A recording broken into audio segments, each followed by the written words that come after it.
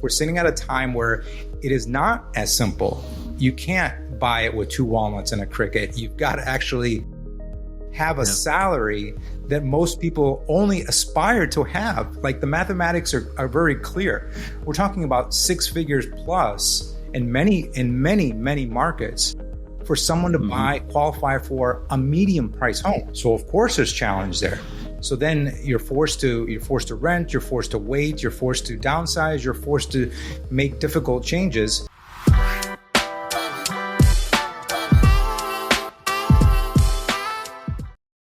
Hey, Alex, back for another week, my friend.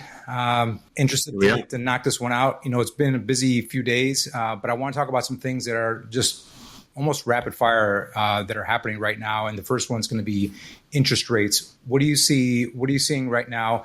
Clearly, what I've seen, I guess before I kick it to you, is the lowering of interest rates have been announced.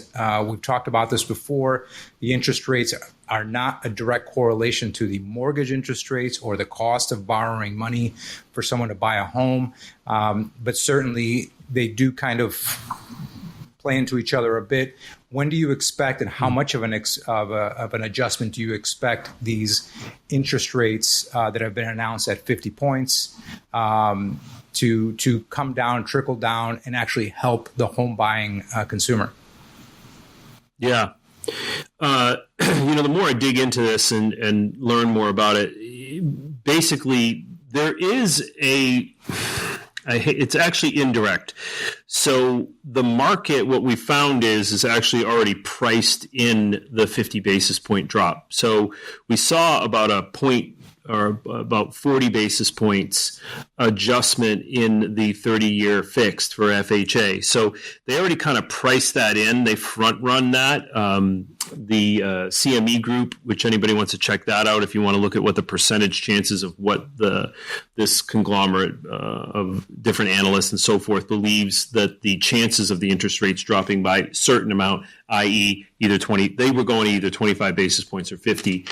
And it fluctuates. But anyways, to the point, they knew that, or they believed that there was a very, very, very high probability that the Fed would drop. So the market actually front runs that. So what we're seeing now, we have over the last 3 or 4 weeks, we've seen 30-year fixed. And again, you got to talk to your mortgage broker about, Alex said, no, it depends on your lending scenario.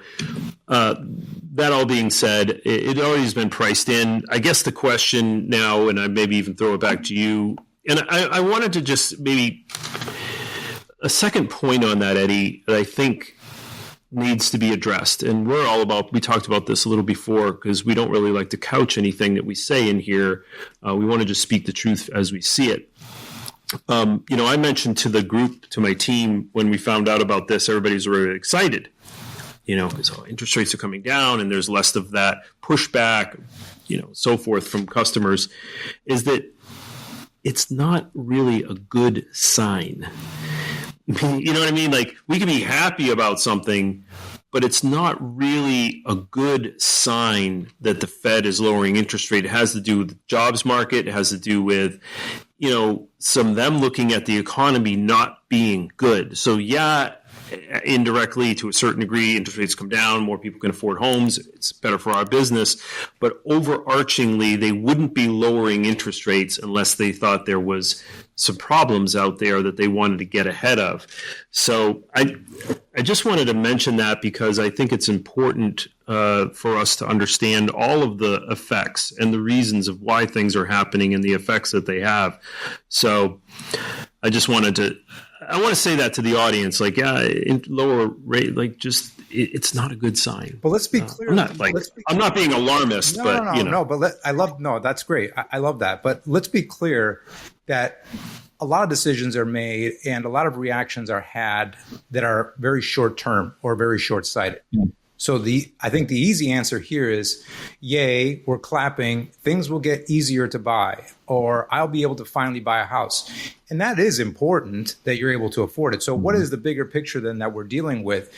What is the better result? Is it, if it's not, and I'm not necessarily directing this at you or to go against what you just said, but where do you see because I agree with what you said, it's a much bigger picture, but where do you see the relief, or where do you see the fairness? Where do you see the equilibrium happening between interest rates, someone's ability to finally mathematically afford to buy a house based on the prices that the houses are currently priced at?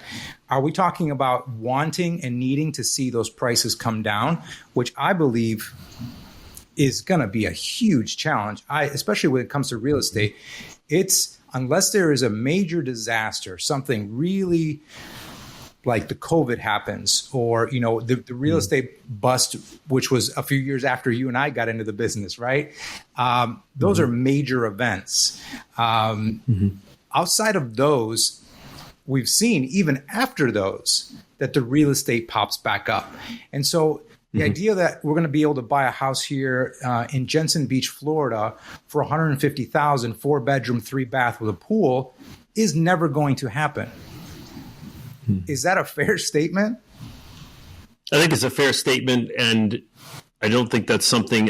It sounds attractive to people. Ooh, I could buy a house in Jensen Beach for $150,000, have my kids in that school system. That sounds attractive, but the collateral effects of massive depreciation would have ripple effects that would destroy the economy. And I do not say that in hyperbole. It would destroy. The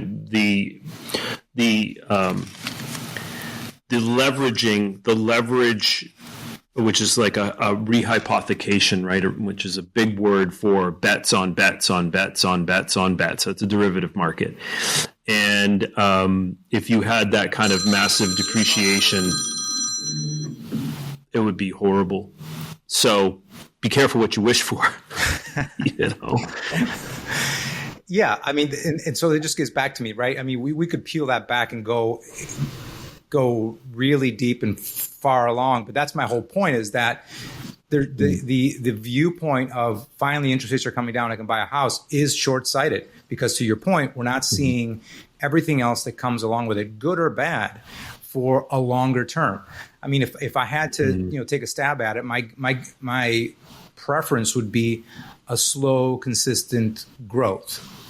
And maybe a little pullback if we get a little bit ahead of ourselves, but not these jarring movements. And so if I subscribe to that belief that that's the way things are going to continue to play out, other than those lifetime random events that happen to us through the course of life that really kind of switch things up, that are not necessarily any doing from economic policy or these are out there scenarios like the COVID that I mentioned. Yeah.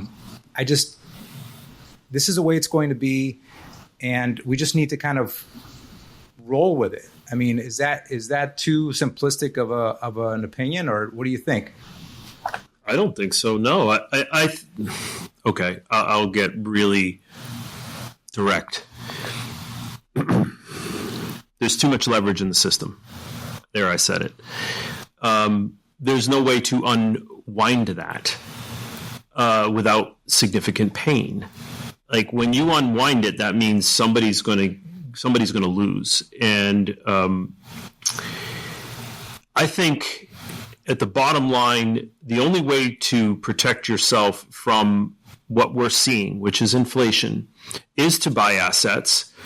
And whatever you got to do, I think, and this is such a big conversation, but I personally, I think that people need to save more and buy more assets. So not going on vacation, tightening the belt to buy whatever you can buy that is an asset. That's the only way in the grand scheme of it for people to build generational wealth and not be destroyed by eggs now next year being, 20% more or whatever. That's just going to keep going up. It's like Jim Rogers said, I'm betting on inflation because it's the only thing that's guaranteed to go up.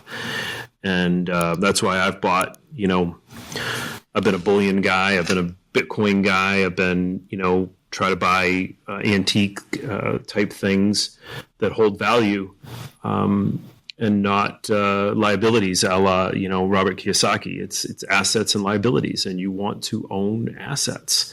So, anyways, I guess my overarching point in there is that,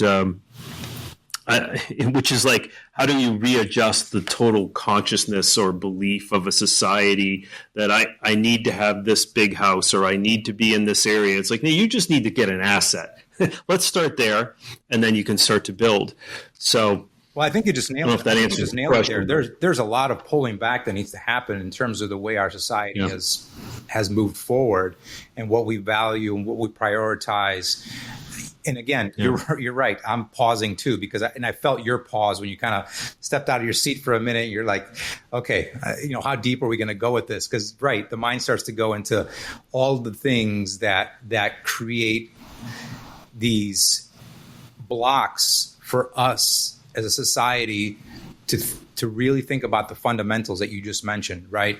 Spending less, saving more, investing what you have, living within your means. And as I say these things out loud, immediately takes me back to an older generation.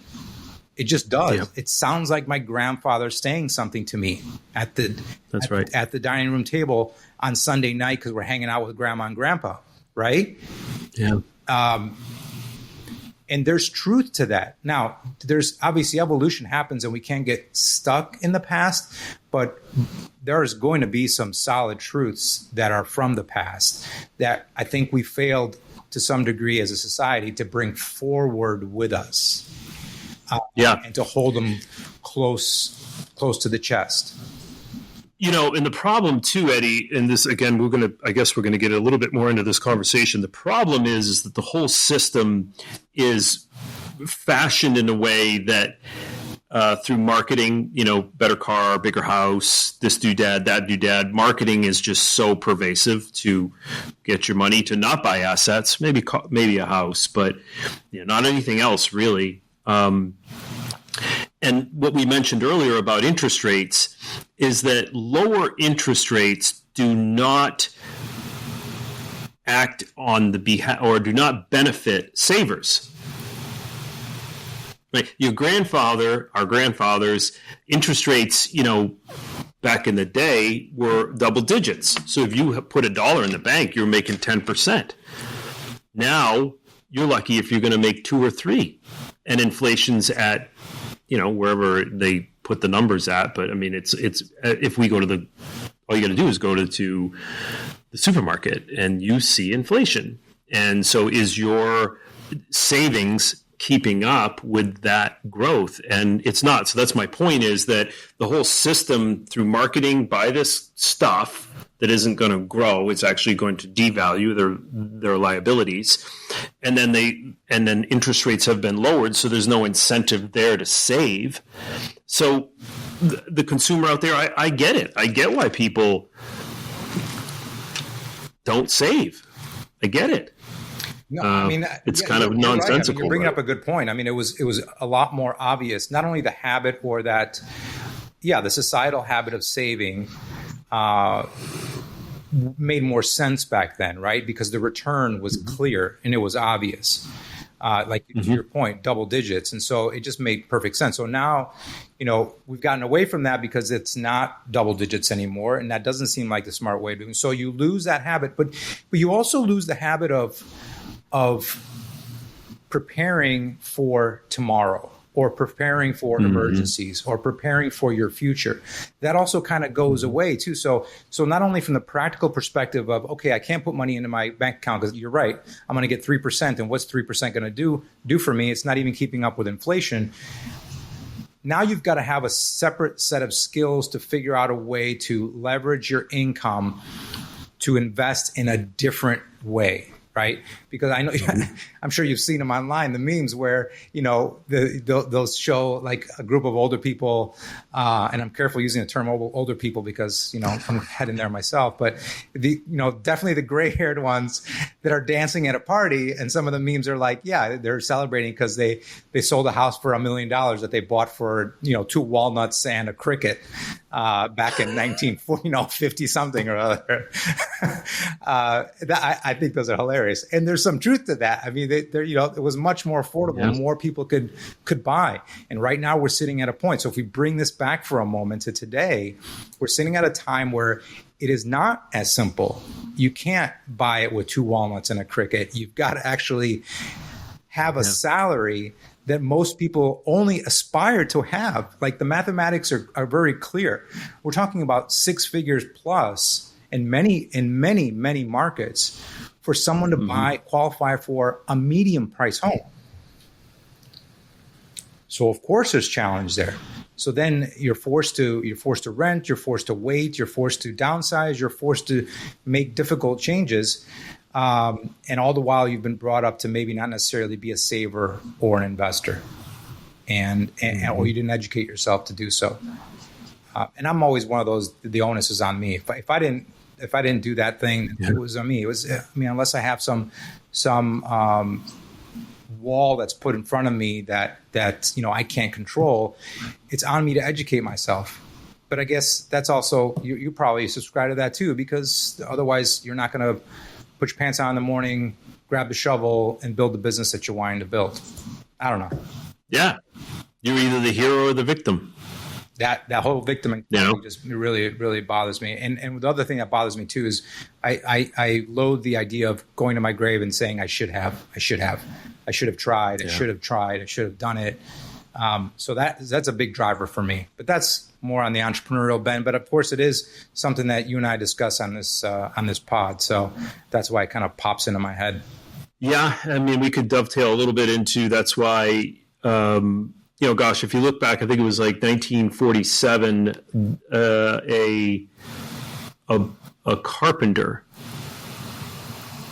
could feed a family of 4, a wife and 3 kids, and pay a mortgage and feed the family, and the wife could stay at home.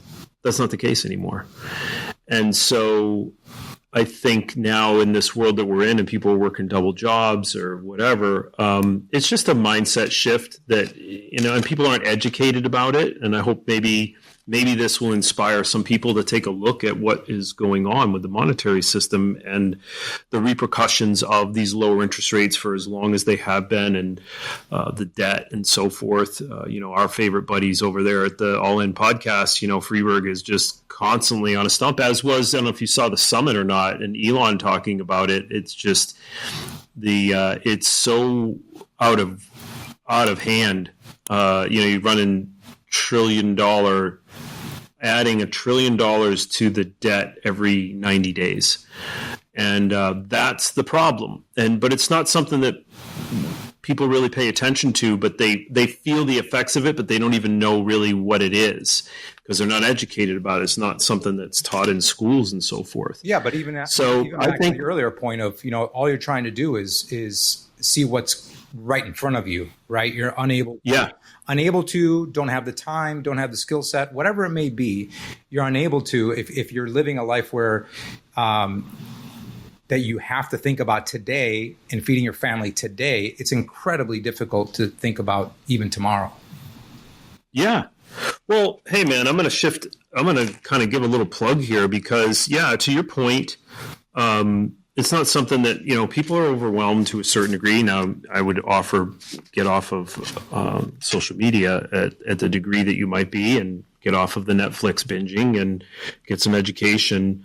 It's not a slight, but it's just kind of a plug to get a little more educated about it. But I gotta say, if you're in the real estate, and I think that a good degree of our audience is in real estate, why wouldn't you want to be doing something that would help you to, if you believe in what we're talking about here, why wouldn't you be with a company that actually shares and gives you equity, that gives you an asset, i.e., I've acquired, good degree of EXP stock. I actually sold it all and bought some other stuff. I didn't cash it out and go and spend the money. I just moved it into other equities that I thought had a larger potential for an upside. Do I think that EXP is a bad company? No, I just don't think the upside's as big. So, but I get this stock that just keeps coming every single year with different transactions, with people that we bring on board. We help them grow. The company reimburses us or compensates us, I guess, if you will. And I think little things like that are things like, man, to your point, Eddie, like, man, you don't want to be at the end of it all going, wow, I've got a bunch of rusty Remax signs or Keller signs or, Podunk ABC Realty. You don't have anything at the end. And it's so important, I think. So I still don't, I still think, and I'll maybe bounce this back to you a little bit because, I've been in EXP for a long time. I wanted to maybe see, because mostly what I hear from people, the aversion to it, I'm going like, look, you could be getting stock. Like, you could be getting stock, this other, rev share. Not everybody does that, but like you could have a multiple business for rev share. You could have stock. Like, why wouldn't you do that? Well, EXP is just a recruiting company. I'm like,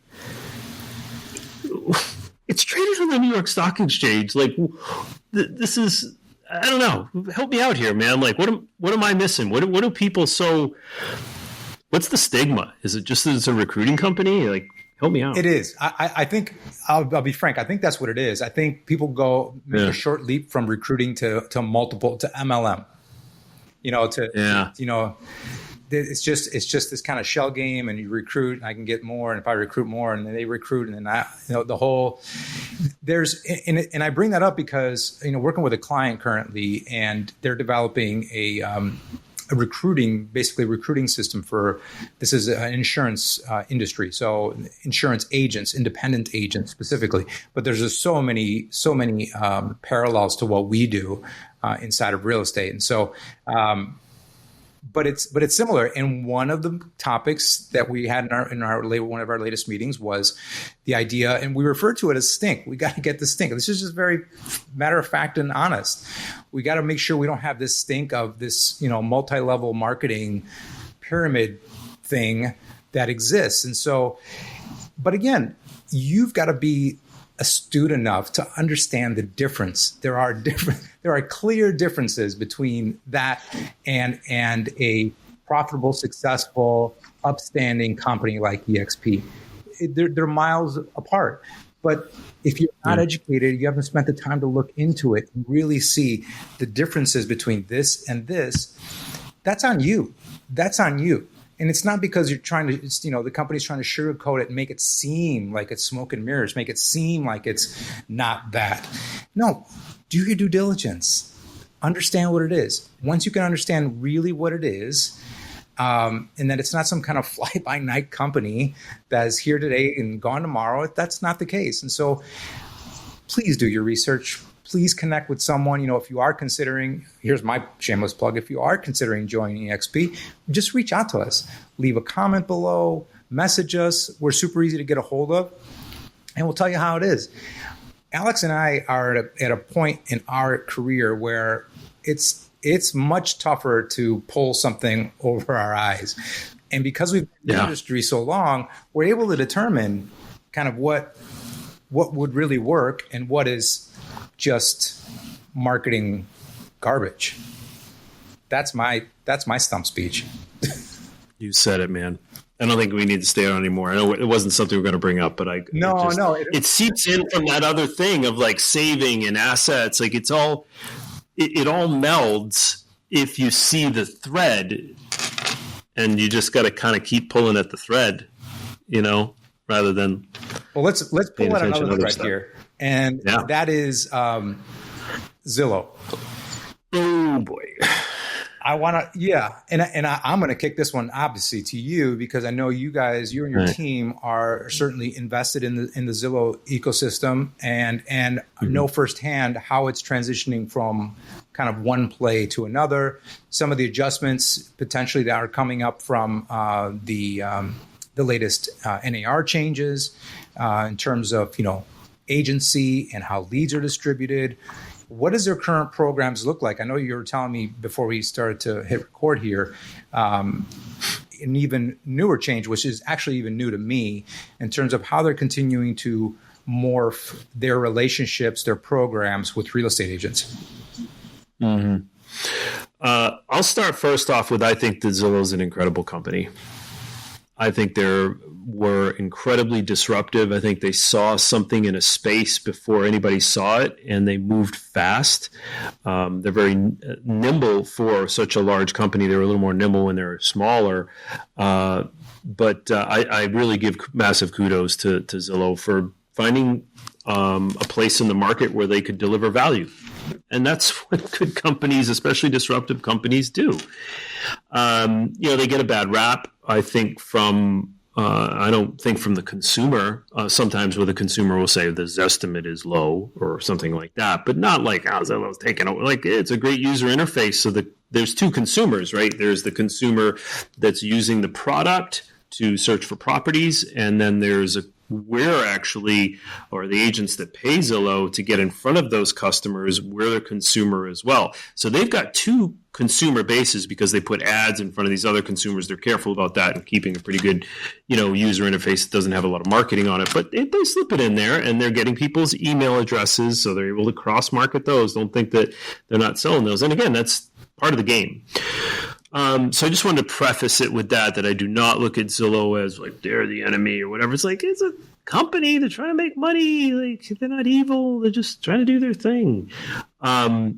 So Zillow's model has changed throughout the years, and they've really tried a lot of different things. And I was with Zillow pretty early before they were on the stock exchange. I think I got my first Zillow lead in like 2009 or 10, Eddie. They were like $20. Right. Like, oh my God. And they were better. What I mean by better is just a higher conversion ratio, because there wasn't as many other portal sites like Realtor.com and Homes.com and Trulia and that. But so they've changed the model a little bit over the years. The recent changes over the last couple of years that were big, one worked and one didn't. So let me talk about the one that didn't first. The one that didn't work was the offers, Zillow offers. So right during COVID, Zillow decided they wanted to potentially be like a blue open door rather. And there were some other large, hedge fund companies that buy homes. And so Zillow got into that game. They got burned pretty bad. They got caught in a massively escalating market, and they had to pull out of that Zillow offers program. I think roughly to the tune of $500 million or something like that that they spent. I don't think they lost all that, but anyways, that's one of the programs that didn't work.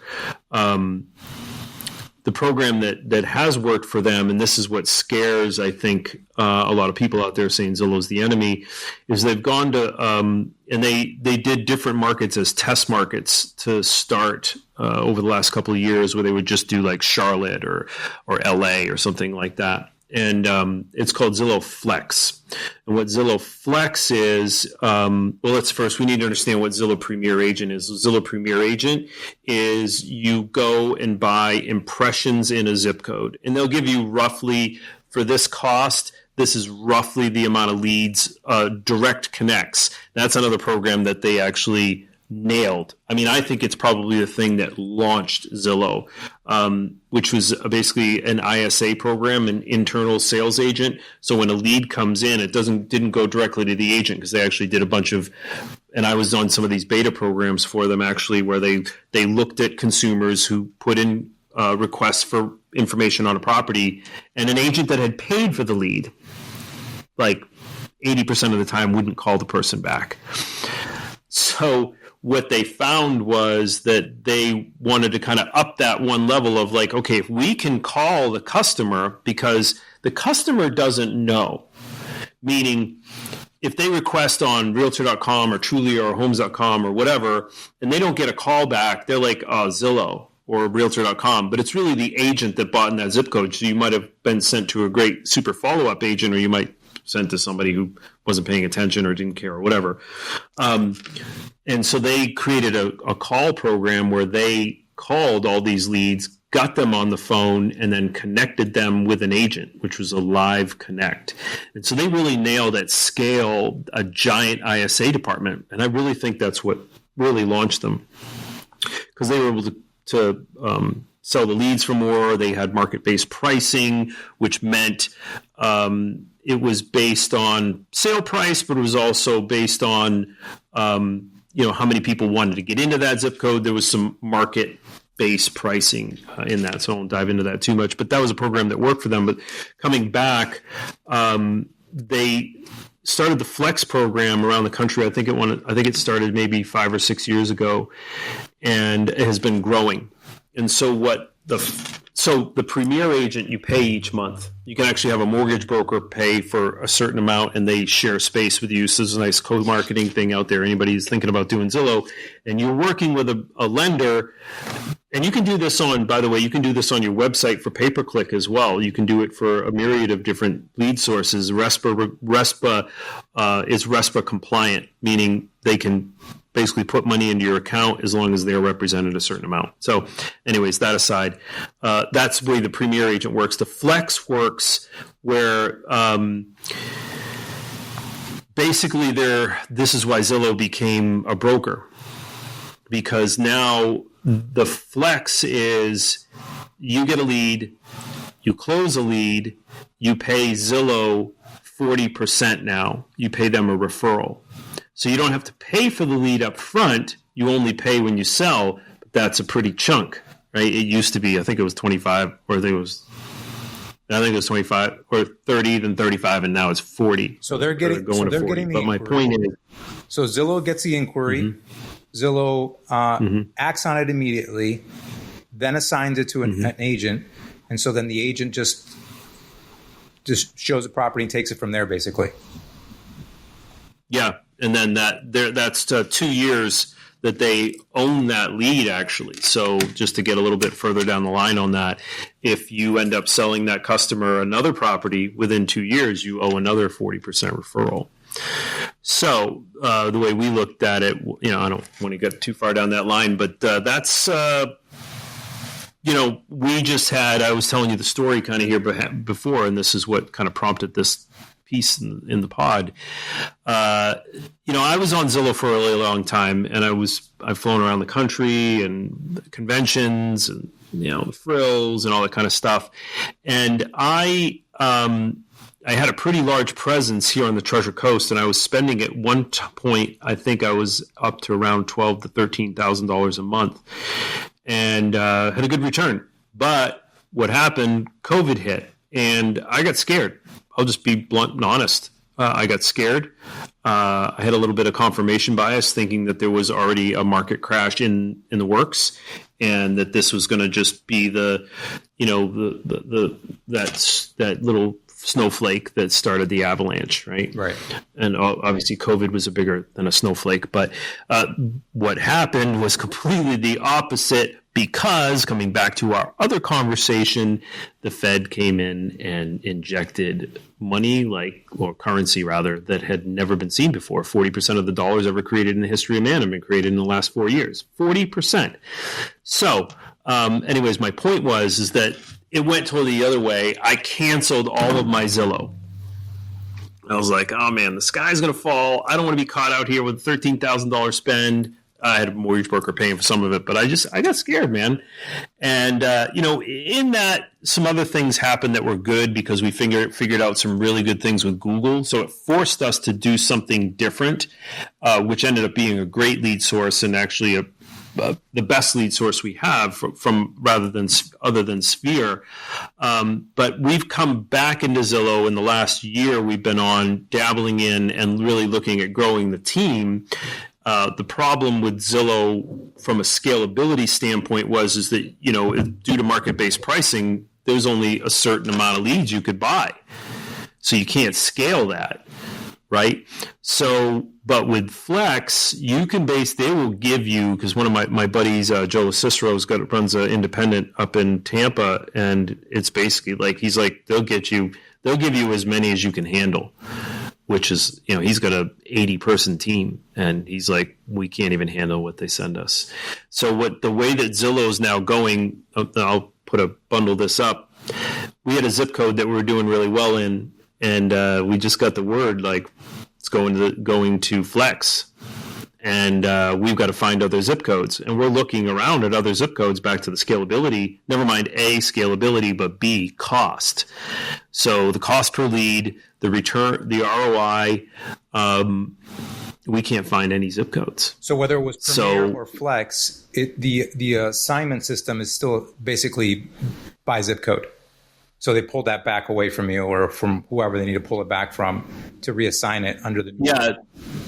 Yeah. So there's no Premier agent. That's So it is per agent and it is direct connects, but they're basically taking away that whole zip code and moving it to a Flex team in the local area. Now, we're vying for that. They're one of the other things I'll really honor about Zillow is, man, they are metrics driven.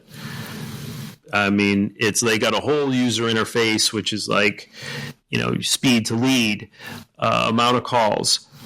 They listen to your calls. Did you ask if they would like to see they got all this stuff that they measure, man. So they're really measuring their business and not just kind of throwing stuff against the wall and hoping they make a profit.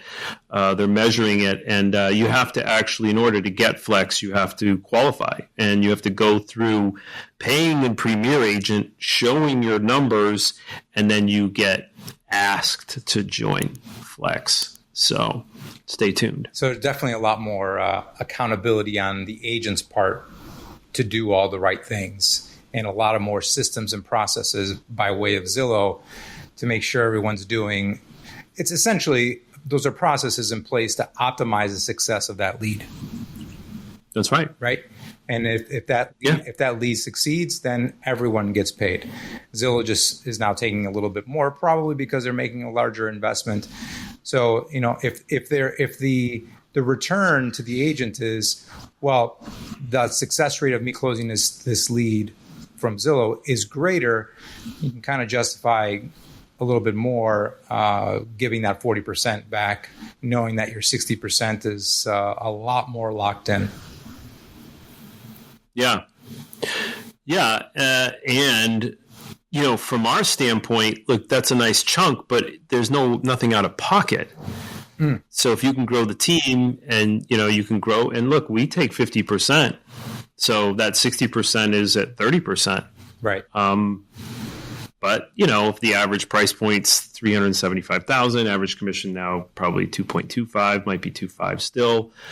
You're looking at a total gross of roughly 9. So the agent's still walking away with $3,000 if they have, 10 hours into it, or they got 20 hours into it, it's still $150 an hour. Sure. So that's kind of the way I run the numbers. Like, well, I'm only getting 30%. It's like, what's your dollar per hour? That's what you always want to be looking at. What's your dollar per hour? I mean, there's other things you want to look at, but I'm saying I think that's a good thing to keep in mind.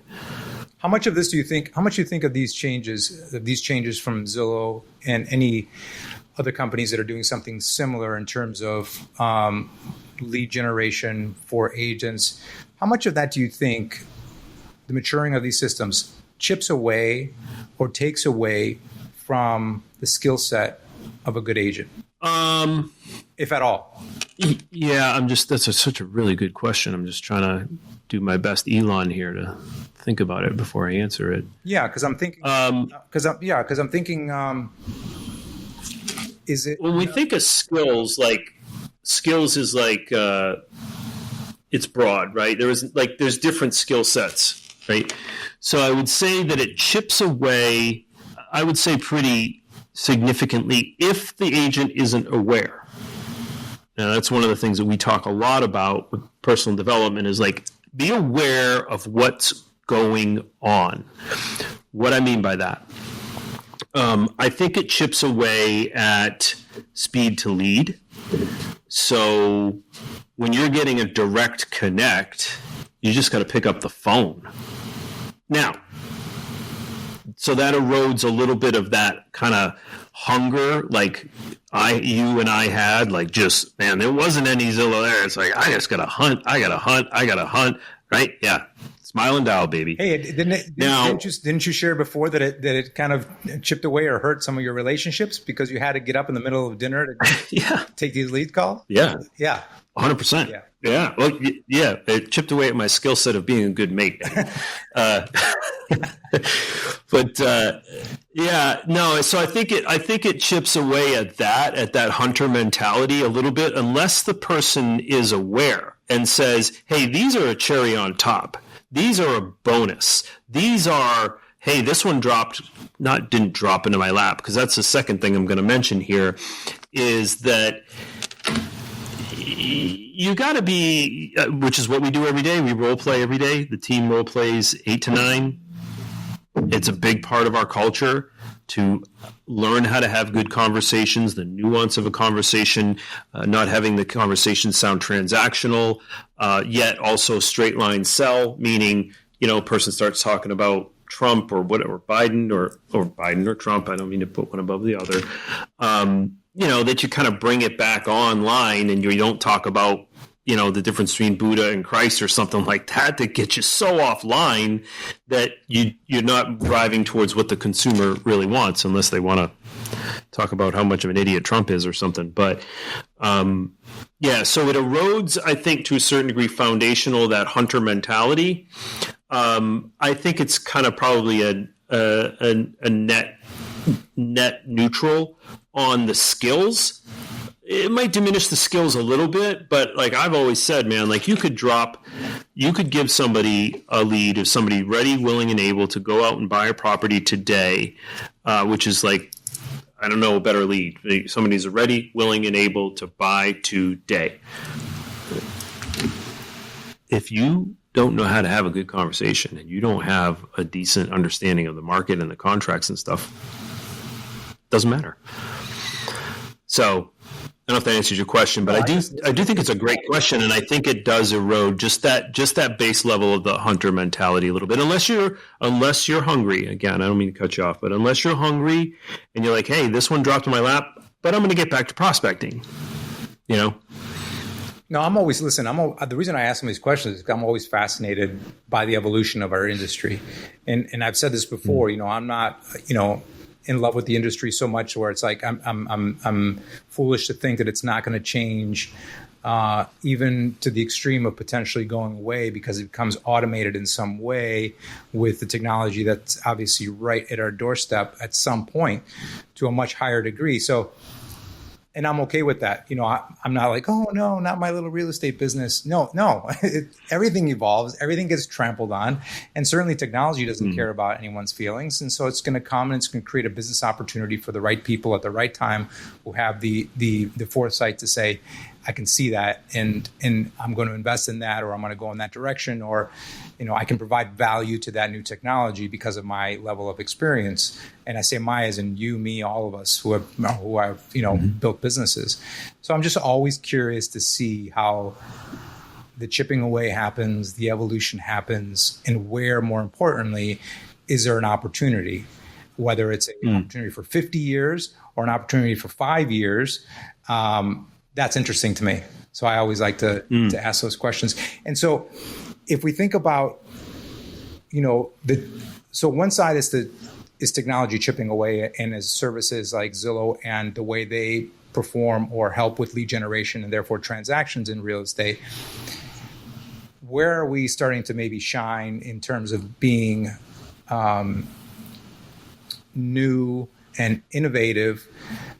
One of the opportunities that I've seen that I thought was curious, and I shared this with you the other day, we didn't get a chance to record it, but the new rules from NAR have allowed for some adaptation, or required some adaptation in the way we do business, the way we reach out to the consumer, how we interact with them, how we first start to interact with them all the way through towards the end. There's things now we can say and not say, and do and not do. There's paperwork now involved. And when I saw that happening, I was like, okay, there's going to be innovation here at some point as well, too. And I saw a couple, and I know you and I chatted about this off the call, but a couple of agents that we're familiar with that have created, by way of using their own attorneys, and I understand this is all above board, but a way to have a form that acknowledges and respects the requirements of the NAR settlement, which means that you have to have a relationship in writing prior to even going out and showing a house, doing business. I think that's the term that they use, or I think that's what the term that they're using, doing business. Anything that looks like you're starting to help somebody with a real estate transaction. And the ones that exist are basically, it outlines what the relationship is between you and your buyer, and also what the compensation may be. And again, the compensation could be a multitude of different ways and different amounts and all that good stuff. So it's everything to avoid the impression that there is a set commission, right? Because that was kind of what we all got slapped on the hands for in terms of as an association, as an organization. So they came up with one that says, don't worry about the commission. I'll get paid. If I don't get paid by the seller, something to that. I'm being very wild and probably messy with this, but the effect is, don't worry about the commission. I'll organize it with the seller and the seller's agent. And if I don't get paid, don't worry, you don't have to pay me. And my question to you is, I'm sure it's all above board, and I'm not questioning that, but I thought it was interesting because it's innovative. And I pose it to you, how often do you think that strategy might bite them in the ass or not? I would say my first inclination is to say the minute that you try to make things easier, like don't confuse efficiency with easy. These particular people that we were looking at what they were doing, I think that their intention is to make it a little easier. And look, I'm not here to cast judgment on that, although there is a subtle undertone of that. I think that you're going to have a higher propensity to kind of maybe answer your question directly. I think you'd have a higher propensity for getting bitten in that. For instance, I recently sold a property to someone that I met through Sphere, and it was a 2% commission. Before I actually found that out, I sent this over to this customer for the EBBA, the exclusive buyer broker agreement. And I had 2.5 on there. And he was like, I don't have to pay this, do I? And I was like, look, man, no. So whatever they're compensating, I'm going to get compensated, and I'm not going to ask you for the rest. So I did that as kind of a verbal, and he trusted me. And actually a person that comes from an attorney state and is in real estate, a commercial real estate. And, I had built a good relationship with him, and he trusted me. So in the end, I don't know, I almost did the same thing, but I still had him sign it. And so I think that at least kind of taking that position of like, look, this is what I'm shooting for. This is what my normal compensation is on at least on average. And I'm going to have you sign this. But I don't know, man. I'm not as much in the buyer camp, but the buyer's agents that are working on my team have been nailing these things. And they look at it as a filter. So kind of maybe this moves into a little bit more of like maybe subtly what you were asking. They're not going to be bitten by the people that are like, well, it's like, I don't know, people that are very, let's use the word thrifty and not cheap. They tend to be that how we do one thing is how we do everything. And you're going to get ground down. If people give you a hard time on this, it's almost like use this thing as a filter for the people that want good representation. You're able to articulate your value, and they see your value. I don't know, man. I just think it gets a slippery slope when you start to make things easier and easier and easier, and you basically say, I'll work for free, no problem. Like, I just don't think that's a good premise to kind of start the relationship out of. That's just me. No, I mean, you bring up a really good point, and even way back in the day, my filtering system, and that's a great way to see it, because it is a filtering system, and I think as you build a successful career, you're able to reward yourself with more filtering systems and more criteria that you will do business from. And so, I would meet with buyers in person before. Because for me, that was an important filtering system, exactly to your point. And this was before anything like this was even mandated. But to me, it meant if someone's willing to sit down in my office and discuss with me their wants, their needs, and not because I'm old school, but because there's a sense of commitment there on both parties, that we're doing this. Oh, and by the way, this is who I am. Watch me speak, listen to me speak, and how I attend to you, the questions that I ask you, the back and forth that we have. By the time we're done having that 20-minute conversation over a cup of coffee, you're going to know that I'm your guy. And so that just goes so much further. And, now this form almost feels like that forced way of having to do that, right?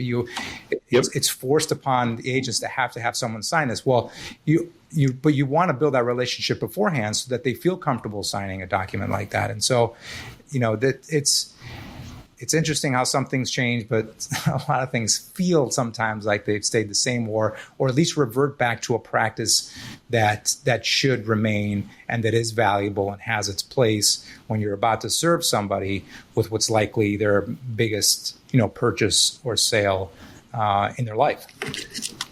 I love that you mentioned that, because that's actually what is working, and that's reverting back to exactly what you did. And I think people have gotten away from that initial consultation. So what we're training on is, great, when can we meet in person? Come into the office. Let's sit down. Oh, you're in Minnesota? When would be a good time we could get on Zoom together to talk about what your wants and needs are, and what our relationship is, what my obligations are, and so forth. So anyways, that's exactly what you're talking about, and we're kind of reverting back to that. So I think this thing is good in a number of different ways. I mean, I'm not a fan of how it happened and why it happened, because I think you got a bunch of attorneys that basically figured out a way to exploit. And I don't like that. But we've talked about it, I think you and I, maybe even on this pod, that, it's a relatively heavily saturated industry. And I think that kind of thinning that out of the people that are really here to make this their living, to take care of their families, I think the collateral effect of this is good in that regard. Again, I'm not a fan of how it happened, but hey, it is what it is. So, yeah, that's what we're training on, and it's working great for them. They're very hungry. The agents on our team, they're hungry, they're humble, they're coachable, and they're setting these appointments, they're getting these signed. And again, I like that you appreciated that it's a good filtering mechanism. Like, people don't want to meet you, then that's the thing. Then get back on the phone and find somebody that wants to meet with you. Yeah, it's just like making all your phone calls, right? And I'm sorry to interrupt you, but it reminds me of making all your phone calls. And if they're not interested, then let's get on to the next call. Okay, I wish you a wonderful day. Thank you. I got to get going. Yeah. Right?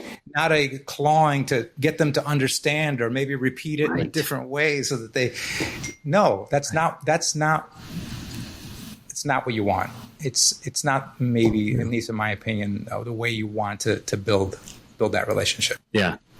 And lastly on that, Eddie, I wanted to see if you think the same way in this, is like, when you have to claw and scratch and like, I need, there's the scarcity element in there. If you have an abundance mindset, it's like, do you know how many people are in this thing that, we got a 40,000 person database with leads that have been pay-per-click. We just had one of the agents on the team closed on somebody that came in with pay-per-click in January.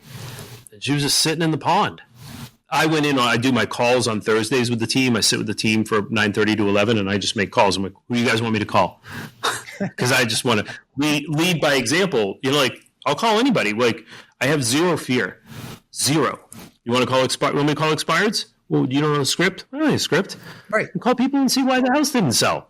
Man, I know this script. Like, anyways, my point was, I got a hold of some. My point is that if you have an abundance mindset, you are going to say, hey, great. I'm glad this person is not, I'm glad I filtered them out. Great. That's like the Edison, okay, there was the 1,563rd way not to make the incandescent light bulb. Great. He's like happy about that failure, right? So I think that's what we are a lot about, man, about, it's so much of your mindset dictates the quality and the ascension or descension of your life. That's a great way to end this, man. And that's what I love about our conversations is that we're able to pull from a deep well, like really old school fundamental stuff that worked for us because we did it, to, I know we're both very much connected with technology and the way things are run and the way businesses are run now and how to optimize and all of these things in between. So it's fun to be able to pull from that huge range and have these discussions and kind of try to put it in its spot where we think might be most effective for the people listening and watching today. And on that note, I mean, thanks so much for tuning in. Alex, thank you, buddy. It's always a great conversation. I hope some of you pull some great nuggets out of this and are ready to apply as our business continues to evolve the way it does. And if you haven't subscribed and you love this content, consider subscribing today. And in the meantime, we'll see you on the next one. Thanks, brother. We'll see you on the next one.